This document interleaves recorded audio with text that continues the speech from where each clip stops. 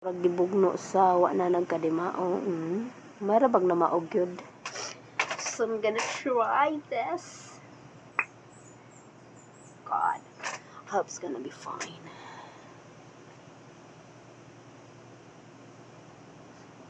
Oh. Ay kung yung i-judge yung kanang digid mo mao ba kay ako jud ko maanad aning pagilaki. I will gonna use my salmon though.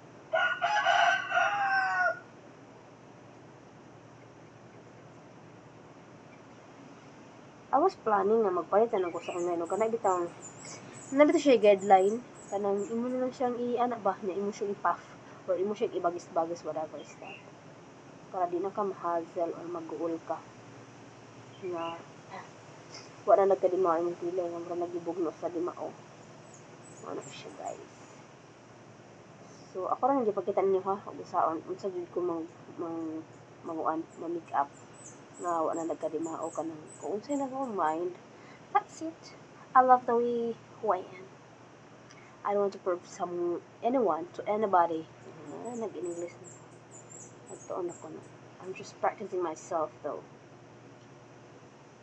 So kung na ako yung grammar patagdag correct, I will not be angry in a way.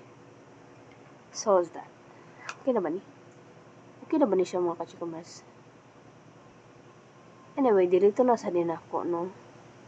Uy, di sure ko ka ba magpuyo taani uy so maurato ako the video ninyo. Oh, I'm gonna show you how do I put my lip tint or lipstick anyway.